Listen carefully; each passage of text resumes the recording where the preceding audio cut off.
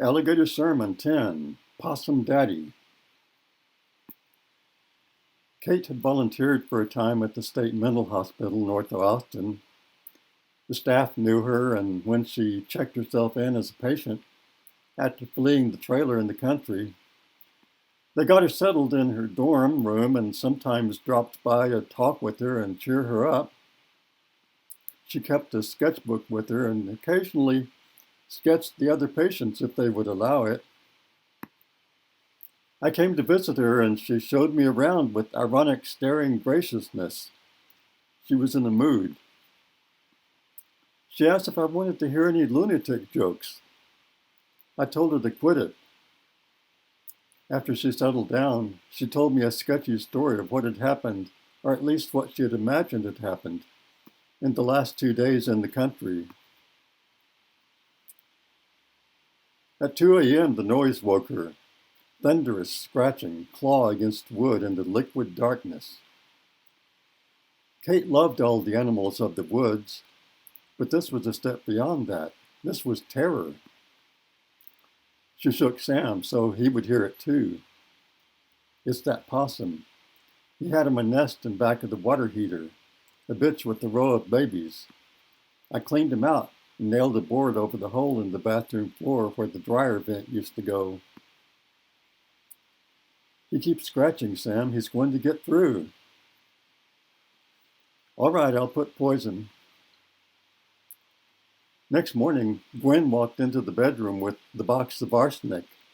Yum, yum, I want some poison for breakfast. Sam, oh, good Lord. Her hand scurried on his side of the bed. He's out at the barn, Mama.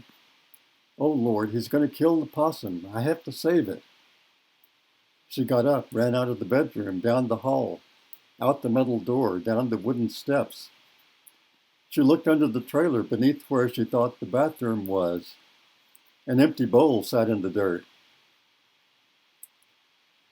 That night, her dreams were undisturbed, not typical of an artist whose retrospective internet biography would mention persistent personal demons.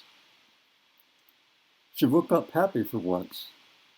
Guinevere ran in to hug her mama, then made sure she came into the kitchen where she'd put pears and apples on the table.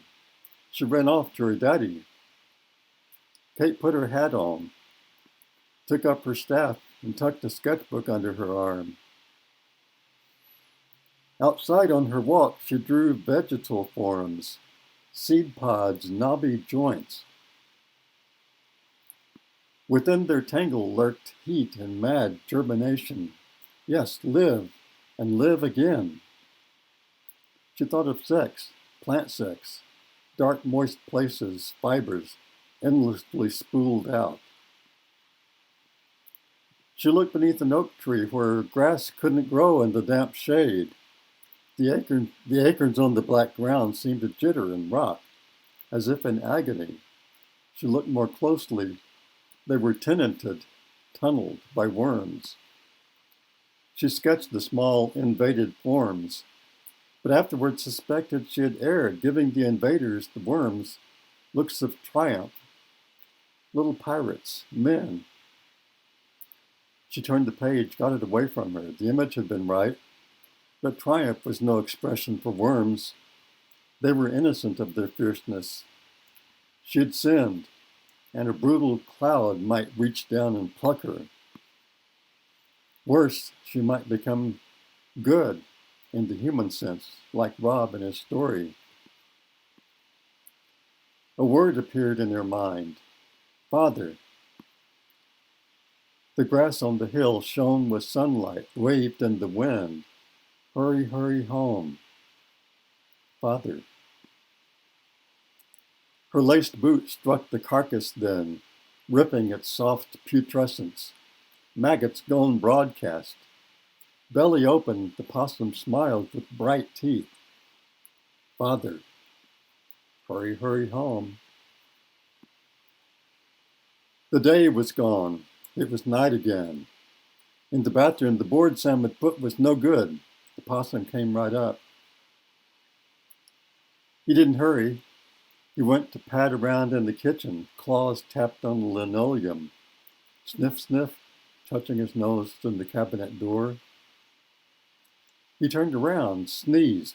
Bless you. Pad, pad, pad toward the hall.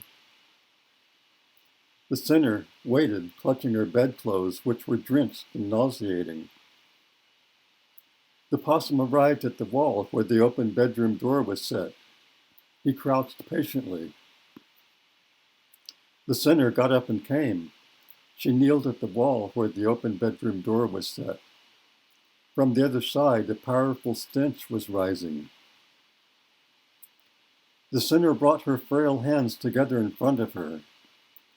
Forgive me, Father, for I have sinned. I sinned too. The sinner jumped. The possum was talking, but what it said was wrong, and that was wrong. She sought to correct it. Father, I poisoned you, and now you are dead. You were my victim. You were pure. I'm not so pure. I know too much. Daddy, no, you can't be corrupt. I know something you don't know. Daddy, no, stop. The small putrid animal laughed in a high voice like a clarinet. Its cynicism violated her. It suddenly screamed, "You'll never know, you'll never know, you'll never know."